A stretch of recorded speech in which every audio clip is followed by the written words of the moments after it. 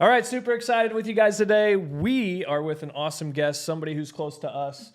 Super excited to introduce him to you. This is the Vital Wire.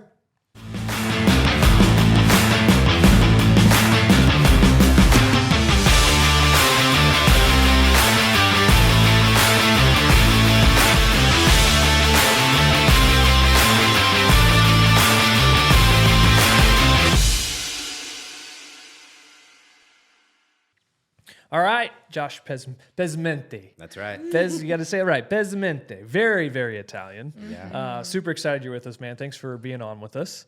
As a client of ours, we've been known to have clients on the podcast. There's been few, so you're an elite company. All right. But we're super excited to have you. But what I want to do is just kind of, now that I've introduced you, I'll let you introduce yourself and just kind of let our kind of viewership know who you are, where'd you come from. Let's start there because I know you're from the St. Louis area. Yeah. So we're gonna ask just the questions. Where'd you grow up? Where'd you go to high school? Fill us in. The typical Missouri question. Yeah. Listen. So I grew up in. I was actually born in. Family grew up in North County. So late '80s, early '90s, and then we moved out to O'Fallon. I guess I was in maybe 5th grade. From there, grew up out in this area, and then my wife and I, we got married in 2013. We moved out to Wentzville, and so we've been out there ever since. Operate our business out of O'Fallon now, and we kind of service this whole county, St. Charles, St. Louis. So, it's kind of how it all started. That's crazy. That's I'm sure you've seen a lot of change over the years in St. Charles County, to say the least. With it, with what it's doing now, with what Wentzville's doing now, but even this 94 section we're on here, I bet it's changed a ton. Oh, the building growth's been crazy.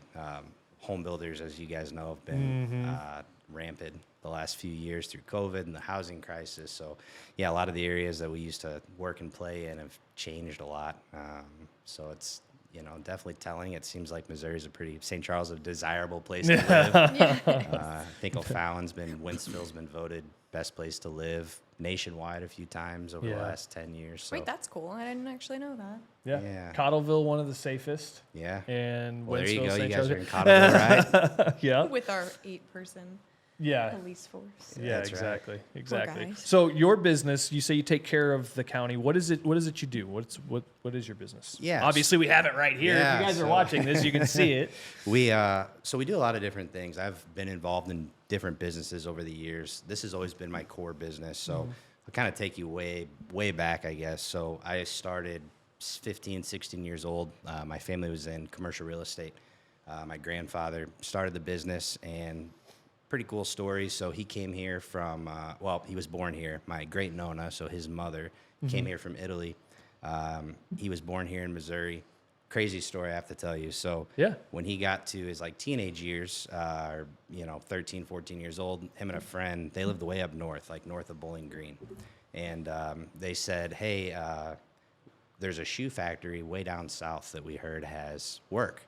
So my grandfather and his friend walked from north of Eolia, way down south. I don't know exactly where it was. I have to ask my family. If they hear this, they'll be correcting me the Italian way. But So anyway, him and his friend walked all the way down to this. There was no work. It was right after the Depression, nothing to do. And get all the way down there, and the shoe factory says, we're full. We don't have any employment spots. And they turned around and walked all the way back. Oh, my goodness. So, pretty remarkable. So he started into the service industry. He bought into a gas station. So he worked for a guy. And back then you had you would have a gas station with a automotive repair, little pull in for tune-ups and oil changes, tires, things like that. They probably pumped the gas for you. They did, yeah. There's actually some pictures of that. So he did that, and then I guess ended up, from what I understand, he bought that from the owner. And then from there, I think his itch for real estate kind of got going. So I kind of have a way with where this whole thing is going. So he bought that, and then to my knowledge, he had bought another service station or two. And then he started figuring out, maybe this real estate thing's a good gig to get into. So remarkable story, because he came here, family didn't have any money, and he kind of started from nothing. So he started buying commercial properties, and some of the stories in North County where I grew up or where I was born, he would buy buildings, totally renovate them, fix them up, sell them. And then that guy that bought them would run them down, and he'd go back in and buy them for cheap and fix them up again, and then you'd have these awesome properties. So I was extremely passionate about real estate in young ages, 14, 15 years old. I thought this is the way to live. I want to do this. I was always out. We'd go to dinner on a Sunday or go to church on Sunday, and after church, we were always going to check on the buildings. So that entrepreneurial spirit was kind of built into me. And then on the other side, that grandfather was also he owned a vending machine company still around here in St. Louis. They don't own it anymore, but so I started working for the family, and I was doing maintenance on the building. So strip malls like this, I would go in and like clean out a space and do drywall work, learn how to do some construction. I didn't love it, but I learned it. And I kind of got into leasing a little bit. So I'm thinking things are great. Getting through high school. I don't know how, but I was getting through high school. My wife now is the reason I got through high school. And, so got through, and I was set. So I was working for the family. I thought I'm going to build my career here. Unexpectedly, grandfather passed away right after I graduated, 2 months later in July. So that was really hard. When that happened, the business kind of split between his 3 children. So I'm kind of looking at it like, all right, well, this was my future, and there's some things going on with the family. And so I ended up kind of rolling into, I said, like, Dad, who cuts these strip malls? And he said, well, you know, his good friend had cut them at the time, and I begged for an opportunity there, and I didn't have any money. I made $13 an hour working for my family back in 2007. So I basically went out, I bought a piece of junk used mower from a neighbor of mine, a commercial mower. I kept it. I lived at the time I was 18. I lived with my grandmother, and I kept the equipment on her back patio. And so that's how Pezz Lawn Care started. I was still kind of working for my dad. The business was still kind of together, but we knew that things were going to have to get sold off. So while working for him, I was doing a lot of work picking up my own customers, right? And so I would work for my father from like 7 in the morning until 5 or 6 in the afternoon. And then I would go cut grass after that until dark. And then some mornings I would get up before work for him, and I would go do that. Well, it finally got to the point where I was picking up all this extra work. And I went to him and I said, Dad, I'm going to quit. I bet that felt kind of cool. Well, working with family is very hard. Working with friends can be hard. Just working with the same people all the time can always be kind of challenging, right? People do things certain ways. So when you're with family, it's the hardest in my mind. And I think we might have had an argument about something. I said, you know, I'm just going to quit. Yeah, what are you going to do? Your little lawn care business. And I said, I'm going to try it.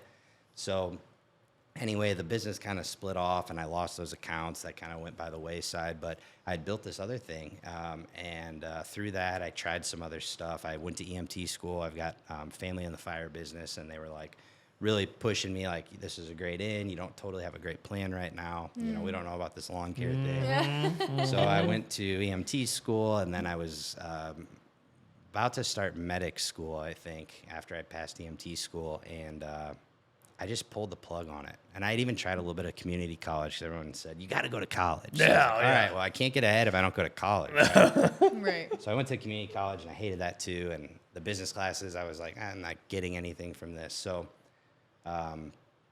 that just kind of continued to grow over a couple of years. And then before I knew it, I was like, man, I'm actually kind of glad I stuck around with this thing. So I was getting some employees, and you know, things were really starting to kind of work.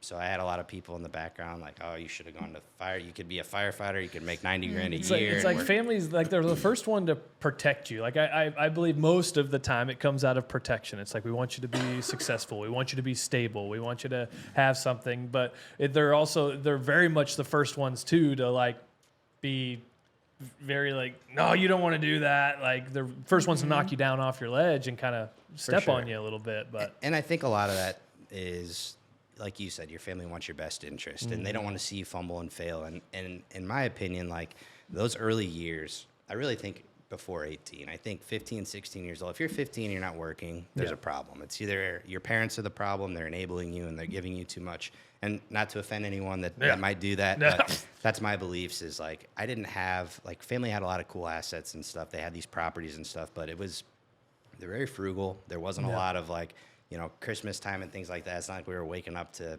extravagant things, or well, we were pretty average. And I contribute a lot of like my work ethic or like the success to our business is like my father just didn't give me much of an option. Yeah. I was with him. My parents were divorced, so when I was with him on the weekends, we were working. Like it Yeah. didn't matter what it was, we were doing something, and that was just kind of what felt normal. So I'm a big believer that like you start early, whether it's working or if you can get out of high school sooner and you can get started. And if you're not going to be a doctor or a CPA or have something specific, like I have this argument all the time. It's like, I don't totally see a huge value in college anymore. I mean, when people come to us, our top paid managers at our company, they could show me I went to Harvard or I had this or I don't care. Like we don't look at any of those things. So anyway, we had kind of worked through a lot of that stuff, and I was getting into my early 20s, and business was just kind of booming. So I was kind of dabbling other things at the time. I've talked to you a lot about business ventures I've been involved in. I had a partner. We had an energy company where we sold.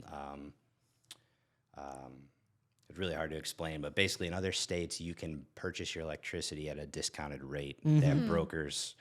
Missouri's not deregulated, but Illinois is. So I had Interesting. at the time, it was kind of like it was my sister's fiance at the time, so we meshed really well, and we ran that thing for a little while. I was involved in a automotive imaging company, so like all this was kind of going on, and I can dig into that another time, but Pezz was kind of the backbone. Like it supported me. It kind of helped pay. At the time, my wife was still working because I think we only had one kid, our oldest, and so we were just kind of trying to figure it out. But Pezz has always been the backbone, and it's still here today. So I can tell you a little bit about Pezz now if you want. Well, that's super cool. Well, let me circle back before we learn more about Pezz, because there's some other things too that you're doing within Pezz and some of the things that you can provide for sure. But I'm on board with you. You said, and I have always said, if I wasn't doing what I do, you'd said it, if you're a doctor, lawyer, it's like, yes, you go that route, you have to go. But I grew up in a construction family. My dad's general contractor, dad's in cabinetry. And I tell people all the time, if I wasn't doing what I'm doing today as a doctor of chiropractic, I would be building custom homes. I would be, if I went the architectural route, obviously I'd have to go to schooling, but I loved the design part of it. However, I was blessed to be fairly smart with numbers and attention to detail, and love the grow, love the build. I'd be building houses. I'd be doing electrical work. Like I would be a contractor. And I think, like you said, it's like the value in college, what the value we're getting now, what it costs and what we actually need. It's like the service industry things, the lawn cares, welding, electricity, construction, like the hands-on trade stuff. And like you said, like there's a lot of times, like we have an interview later today, and yes, she has a degree and all these things, and that's fine, but it's like, who are you? What's your work ethic like?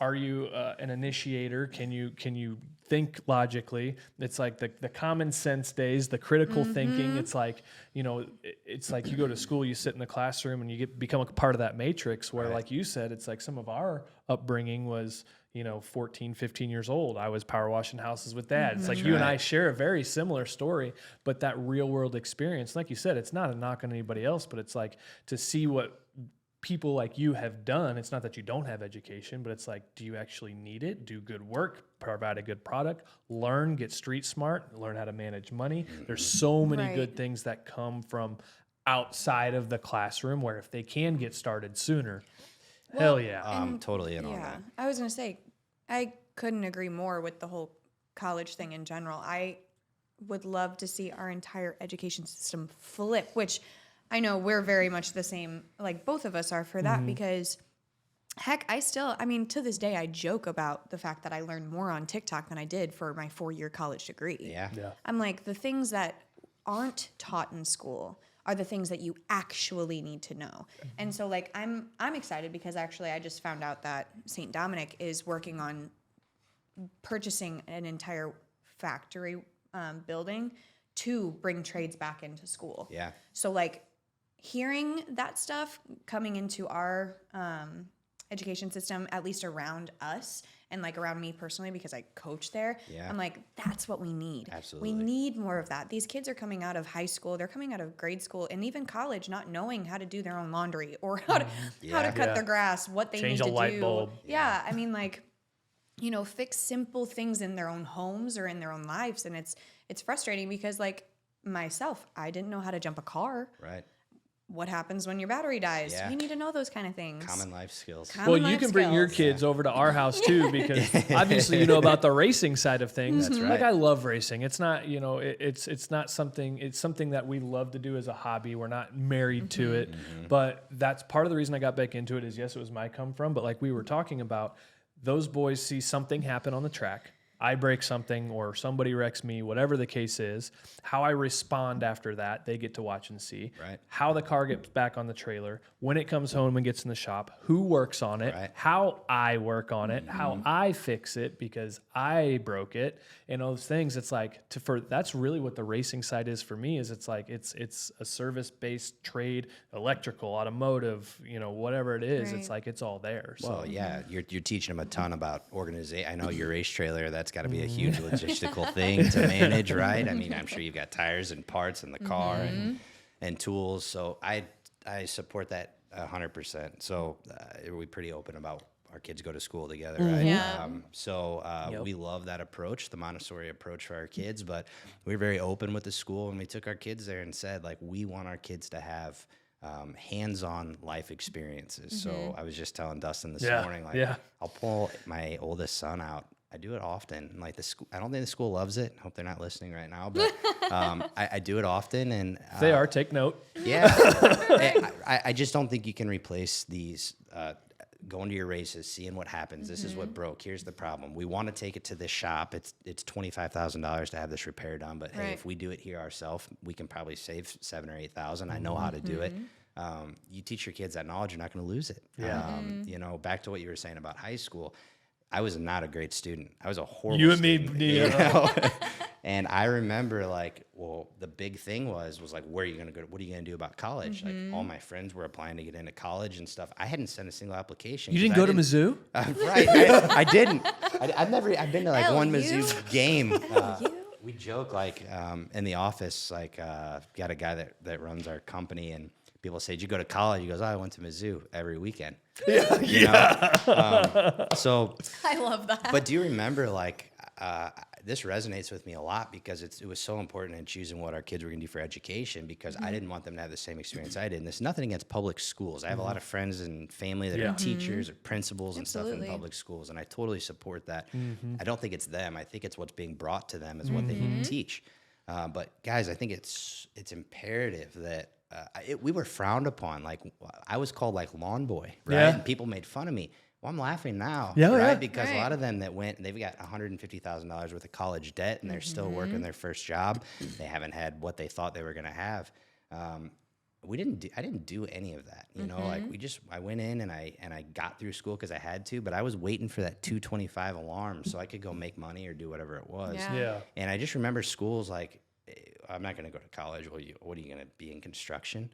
Yeah. Well, man, I know construction workers, and I mean, like we just talked about the service industry. Yeah. It is huge right Yeah. now. So it makes no sense to me, as America as a whole, other countries have, and I'm sure it's happening there too, right? Social media and all this stuff has really Right. changed things, but it's a scary time to think that in 30 more years, we might not have electricians and plumbers and people that actually go and do work. And Yeah. the fact that those guys and girls are frowned upon for the type Yeah. of work they do makes no sense. And I love now, we are a top paying company.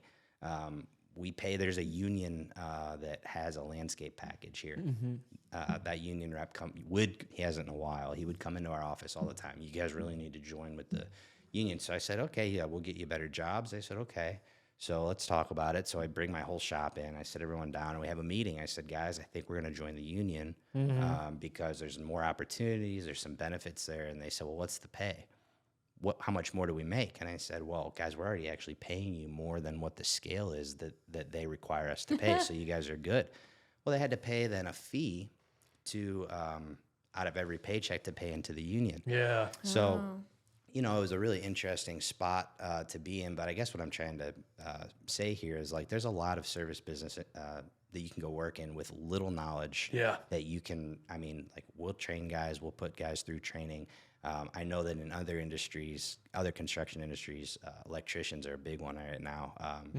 They'll pay for all your training. They'll get you in. They'll get you set up. Yeah. Don't waste any time. You No. know, I know you guys talk with a lot of young athletes and stuff like that who might be, athletes now and might be transitioning into the workforce, in the next few years. And Yeah. I just think that's so important to get that start early. Don't wait. I mean, I can't tell you how many 26-year-old kids I have come in looking for a job. Like, I went to college and it didn't work out. And like, I can't find the best job I can find is $35,000 a year, and it's stuck in a cubicle. Well, and if we continue to put, like you said, it comes from the top down. I've always said that teachers are very, very underrated, underappreciated, underpaid. Like, we thank them. We do a lot of things. Yeah. That's a 6-figure job easy. Heck, If we you sign up to be a hired teacher, Yeah, that's like, right. it's like the analogy that everybody raises their eyebrow at is it's like, okay, put 30 kids in a room and pay them $25 an hour like a babysitter per every 30 kids for 5 days a week, Right. and tell me what they should be making. That's right.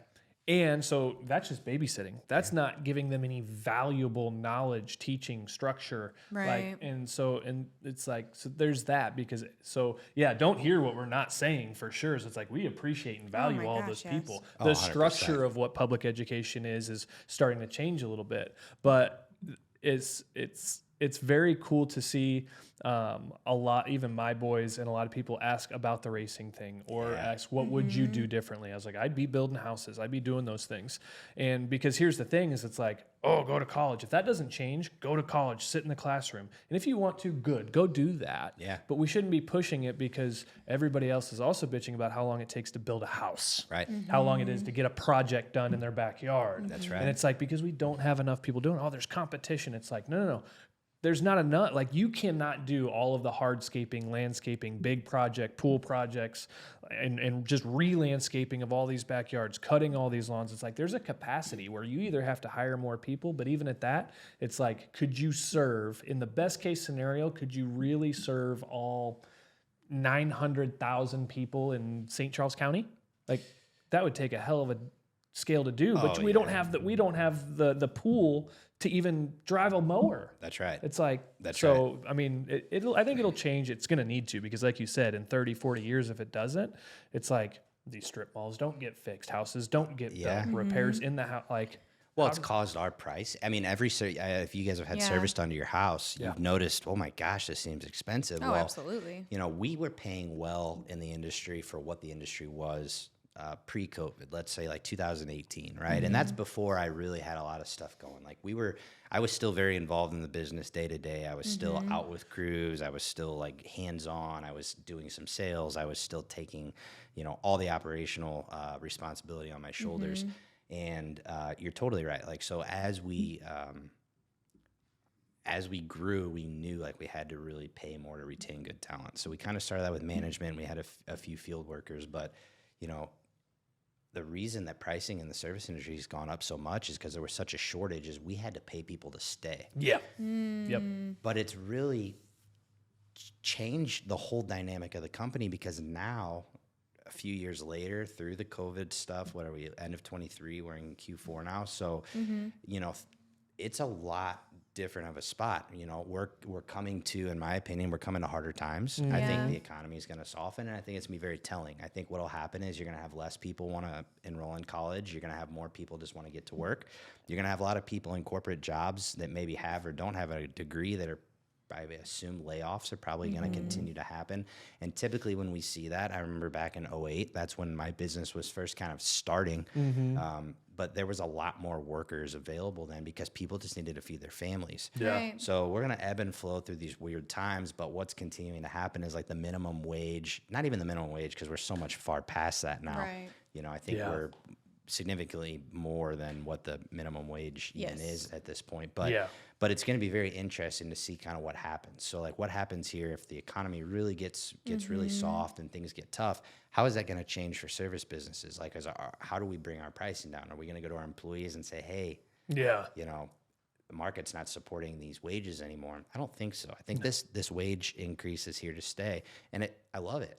I really do. Like, I feel really good now that like my guys and girls that work for us, they go home, they make good money, they provide for their families. Yeah. and that's important. But it's service industry still needs a lot of help. Yeah. You know, so and I think that dictates a lot of why prices are higher now for electricians and plumbers and carpenters and trim work and things like that. Like your best guy, if I owned a finishing company and I did trim work, my best guy, to keep him, I would have had to pay him probably a lot of money. Yeah. Yeah. You know, to stay, because there's always, through COVID, I don't know if you dealt with this, but I mean, it was a bidding war. Like I would have a guy come to me like, hey, I just got offered to make $29 an hour at this company. I'm like, oh, okay. Will you take 30 and we'll do this? Yeah, I will. Then 3 weeks later, they'd come back in. Hey, I got another offer for 32. And it was like, why are we bidding on all this? Right. So we learned there, okay, we've got to change our culture. We've got to train within. We've got to have better programs inside the company to promote people, to give them incentives to want to grow with us. So, And this is exactly great. why, if you've made it this far, this is exactly why I wanted to have you on, because that statement right there says it all. Because what I was getting ready to say is I've got, you know, a lot of colleagues and even in my industry is it's like, how are you guys finding good workers? You know, it's hard to find anybody at $14 an hour. It's like, you're not going to. No. And you're still going to get what you pay for. And it's like, I just don't even hear that stuff anymore. It's like $14 an hour. It's like, no way. But like you said, we've got to start training from within. We've got to start promoting our people. And That's right. Because at the same time too, you have those systems in place. And this is something we're learning. This is something we're not good at yet. It's been a lot of faith and grace, and we're very, very blessed with how things have gone and the people we have. But, you know, I'm behind you now on this and knowing that was kind of your structure. But people, no matter what industry they're in, need to hear it from people like you who have done it the way you've done it, that if you start to focus on what's in front of you and take care of yourself, you know, pad your gaps, fill your holes, and train from within. Put those procedures in place. Change the culture and the structure where it's not, you work for me. Right. It's like, I just heard you on the phone before we started this. Hey, bud, how can I help you? Yeah. Like, it's that culture, the training systems. They're confident in what they're doing. They know they can come to you. Yep. That's how you retain people. Right. It's like, well, I just got offered $32 an hour. Well, we're going to stay at 30. I can help you out here. Communicate with me. It's like, you know what? And as a workforce, hear that too. Because if you're going to chase the money, you know, if we pay fair and bonus like crazy, you could very well take the hourly, lose the bonuses, lose the culture, lose the timing, lose the flexibility. So beware on the other side of the box too, that there are people like you, businesses like yourself and us, and it's not just us, that have these structures in place in the service-based industries. That's right. But don't cut off your nose to spite your face. Thank you, Tracy Boston, for instilling that into my head. That's something she used to say all the time. Don't cut off your nose to spite your face. But it is true, and I'm so glad you said that. And that's really, I mean, if you all take nothing from this podcast, that's a nugget right there. Yeah, you're absolutely right. We really run on, it's a family feel Raw at our steel and business. sex appeal. That's right. I don't know about the sex appeal anymore. But I've since changed my good looks, but no, I'm telling Caitlin. Yeah. We operate off loyalty and obviously good values and things like that. So like we'll bring the team in and we'll talk with them, and I'll just be straight up. Hey, I know there's other companies. There's companies that are stopping on the side of the road while we're working at the Boston residence. They're gonna try to poach you guys right off our job. You guys are free to do what you want. I don't own you. You don't have a contract. You have to stay here with me. Yep. But know this, like, I'm going to take care of you the best that I can, and that's my promise. And if you want to leave me now, because I value you, you're a great employee, I don't want you to leave. If you leave me and that doesn't work out, and you come back here in 2 years, or you want to come back in here in 2 years, if we take you back, you're going to go right back to the bottom, because all these people that stayed and they kept working hard, you know, you can't just come in and weasel your way right in front of them. And we've had that happen where, like, we had guys come in for interviews and they had these just outrageous salary requests, and we're like, man, we just can't find anyone, but we've got all this sold work and we've got all these customers to service. So what do? We'd plug them in, we'd get them out there. Well, that was really hard too. I'm just being totally real with you guys. Yeah. It was so hard, because I would have a guy who I didn't know if he was more qualified than the guy that had been with me for 5 years that was at a really good rate, and this guy was requesting $5 an hour more. Yeah. Go have that conversation when they get out in the field together, and that guy comes back and says, you're paying him more money than me? I've been here for this long. Like, well, he has these skill sets. He doesn't have those skill sets. So, like, you also have a lot of people that'll come in and they'll they'll promise you the world, and I don't know if Oh, you've yeah. dealt with that yeah. in employment or not, but you get them in there, and you're like, can I squeeze any more out of is there any Right. more juice to squeeze? Is this Yeah. the best I can get? So, yeah, very hard times, right? The last few years trying to get that figured out, and I think that we resonate the same way there.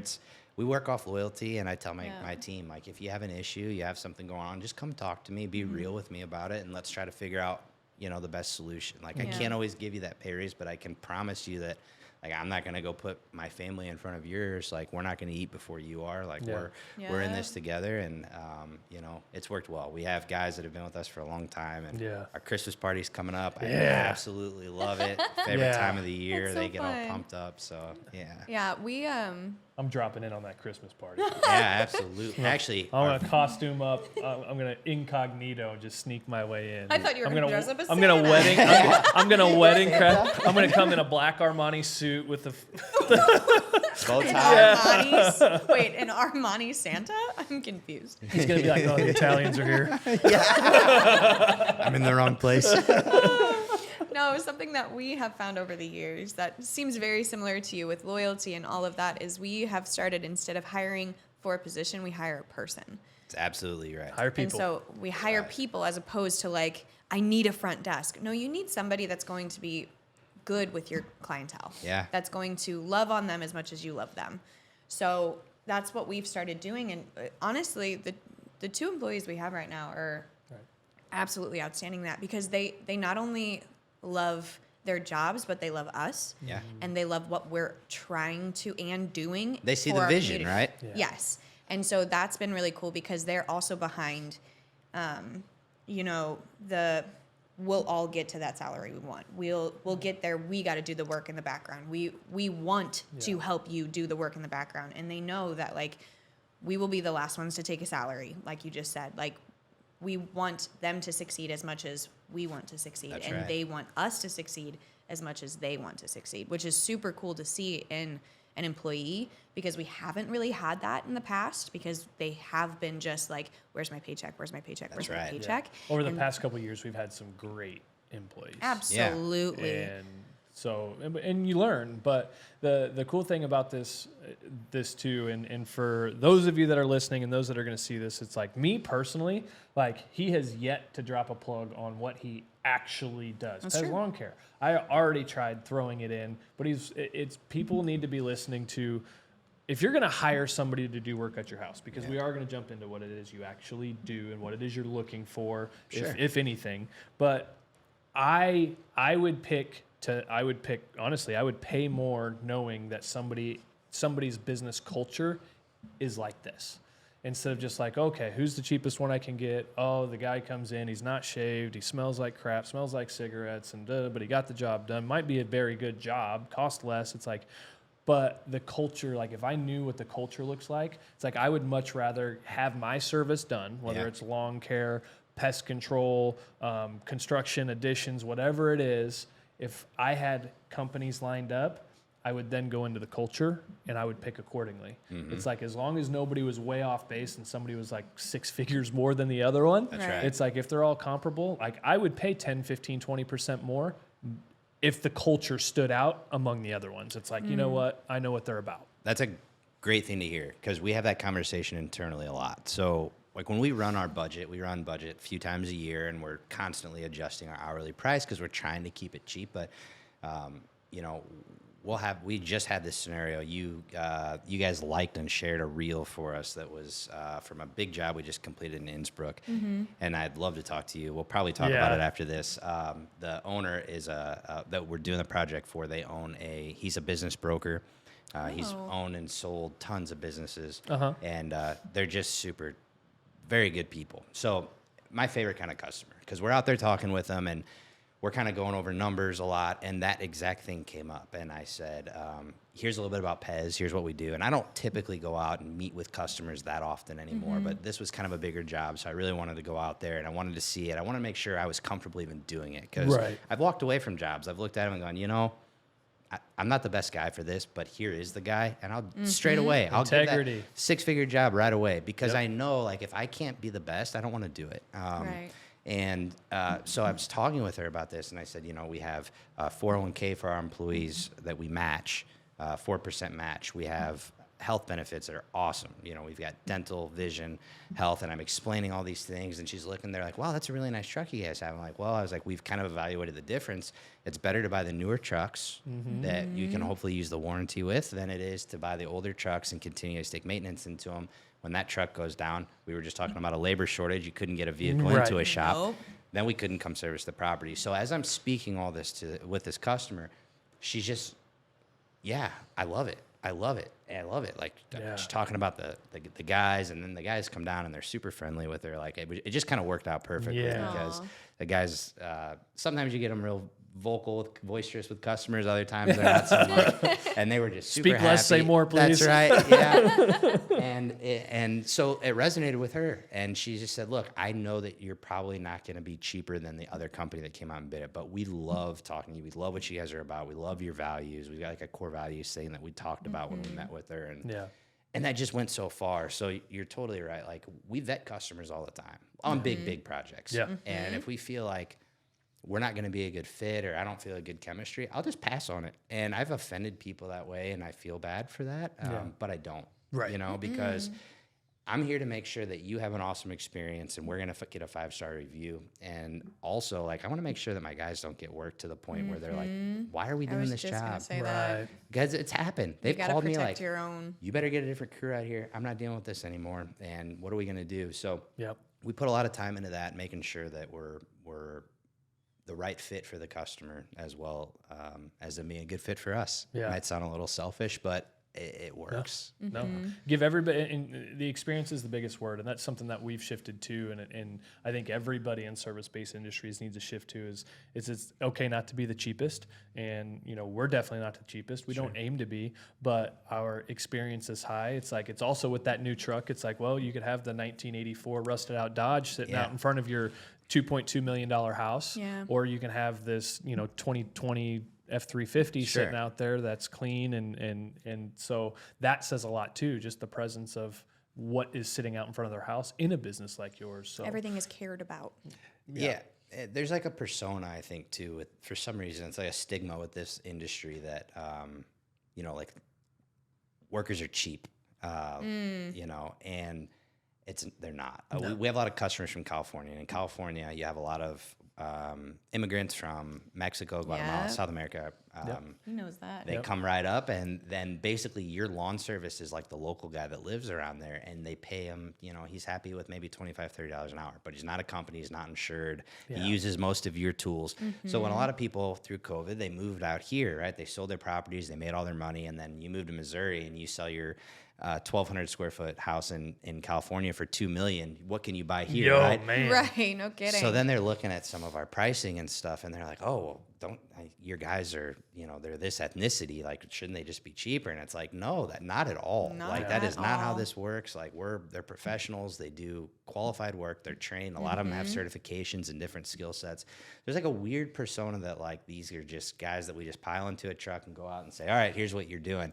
Well, and there's a reason for that too, because he tells me all the time that that's literally how it happened. They would sit in like the bed of their truck at Home Depot waiting for people to come and get them. Picked up. Yeah. I've heard those stories. Yeah, And you he have a said that load was of lumber in the actual back. thing. We were redoing the roof on he used to live out there. my grandpa Michael's house. You lived in California. Yeah. I'm from California. Yeah, I don't claim it. I'm from I didn't know Cuba, any of Missouri. this. I was born in LA. Get ready, because I'm not going to let that go. He's a Cali boy. Yeah. There was boy. still red hues in California when I was there. At least the sunsets are red now at sometimes, but Gee, that's but they true. would. You'd have a load of lumber or tools in the back, and they'd be trying to solicit you on the way out. And there was a couple of them. Chabos was his name. Where we'd pick them up, and it's like that in any industry. The stereotype. So we were out of performance chiropractic. Yeah. And what's the stereotype of chiropractors? You're just a chiropractor. So what are we now? Crack 'em. Yep. Oh, I'm just gonna lay here. Just step on my neck. I'm in And it's pain. like no. Crack my back. And so it's the value we provide, it's the experience we provide, it's the correction, sustainability, it's the quality of product. And like you said, there's been people we turn away. We do pre-qualification calls all the time because one, I want them to see my face. Yeah.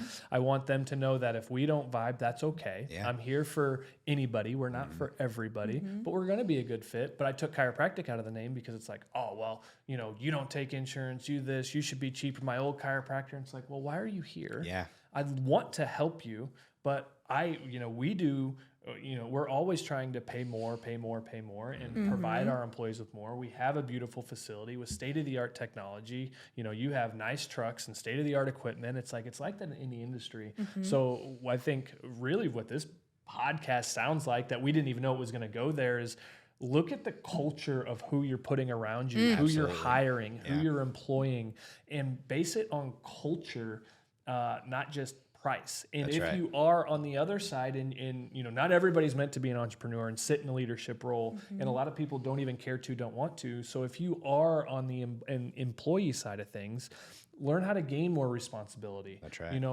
Evaluate, like, yeah, you can make $2 more somewhere else, but what's the cost of risk analysis there? That's right. Are you going to be going into a same culture? Do you have the same opportunities? And evaluate that, because I can almost guarantee you, like you said, as things start to shift one way and then come back, that's going to happen all over again. It is. So I will warn everybody, employer and employee side of things, be very, very, when that happens, evaluate and exhaust every option and angle, and don't bite off your nose to spite your face, because you could lose a whole culture. You could.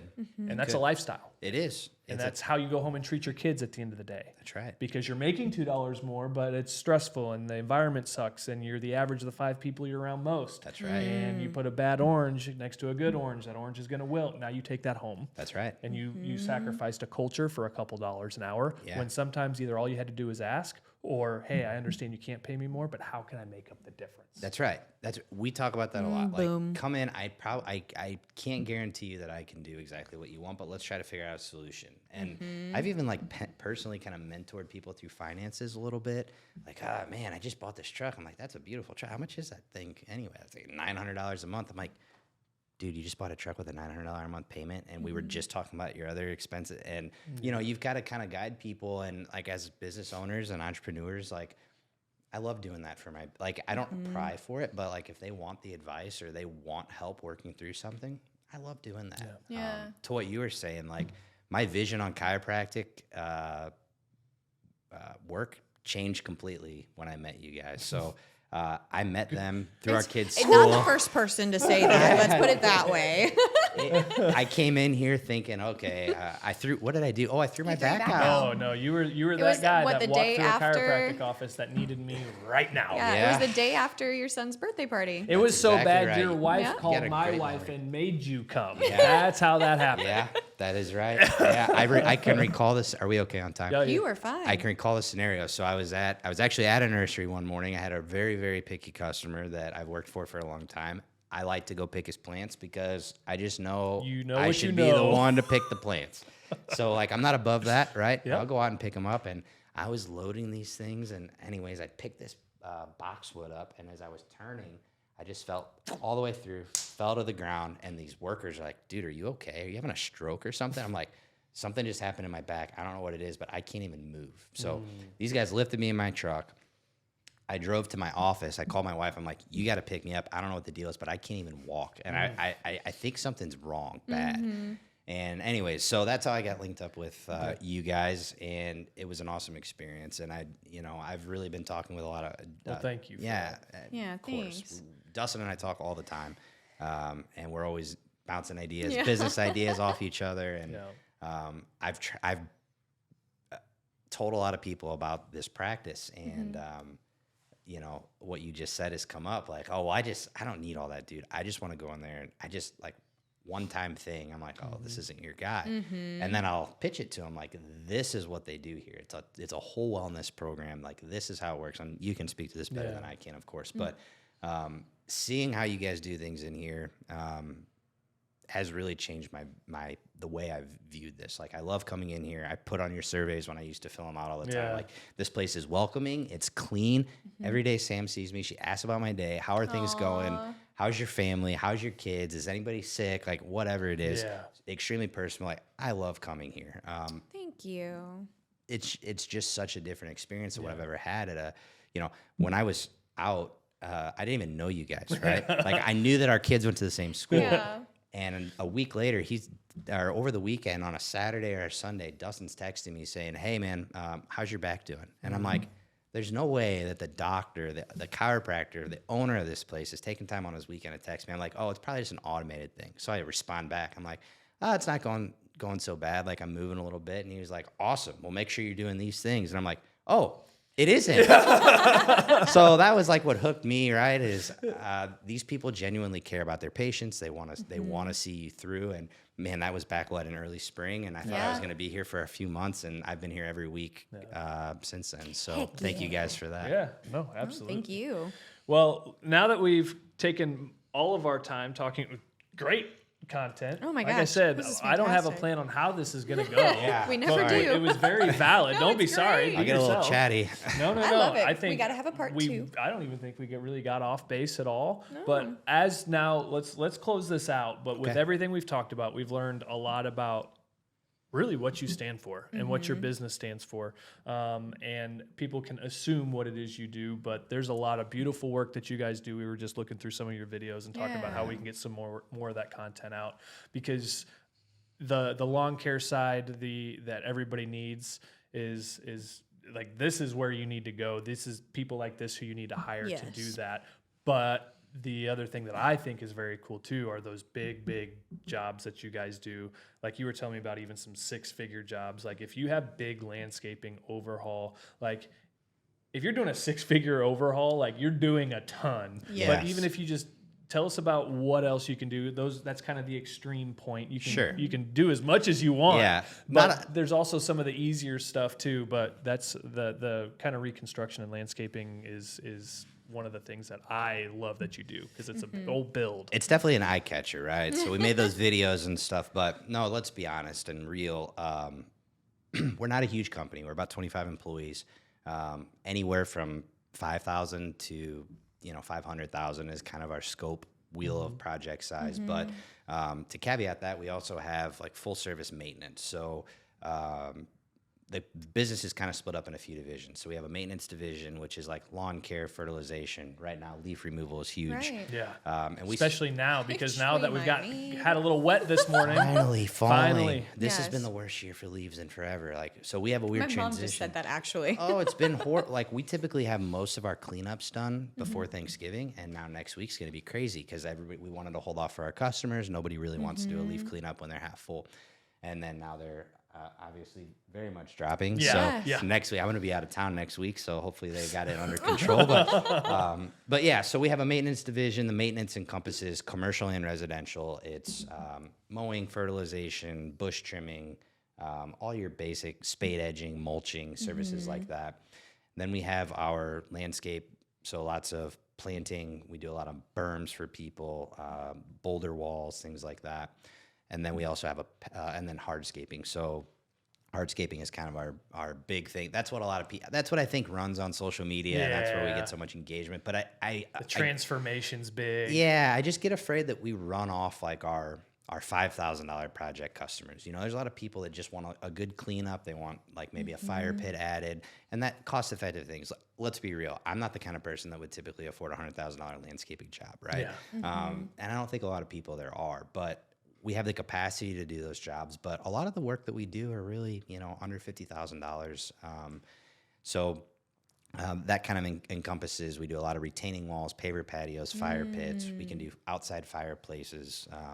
We do some veneer work and things like that, which has been really popular lately, the past few years. And then we also have a pest control company. I didn't even mention that to you Yeah, guys. yeah. I know that Dustin probably knows about it, but yeah, we're actually really excited about that. So we're full service. We're licensed in Missouri and Illinois. We have, so how do I say this? So a lot of lawn care companies advertise they do pest control, Yeah. but they don't. So what they do is they can spray a product on the outside of your yard that maybe is good for mosquitoes and certain bugs. We hold the licenses where we can actually go into your house. We can service restaurants, food storage, Oh, wow. manufacturing facilities, Great, that's things so like cool. that.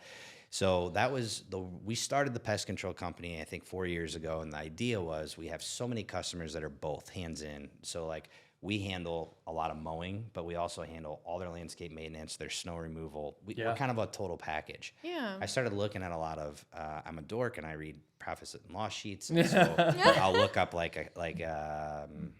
Wish I was a dork. like Laclede gas, right? And I'll go in and I'll understand what is Laclede paying for their general services. And then I'll try to understand, okay, so they do have a pest control budget. And I started looking like everybody's got a pest control budget. And this is a business we could totally just kind of roll as a package. There. Yeah. Right. So now we run with Pezz Lawn Landscape and Pezz Pest Control. And yeah, it's been great. Like I said, a lot of outdoor.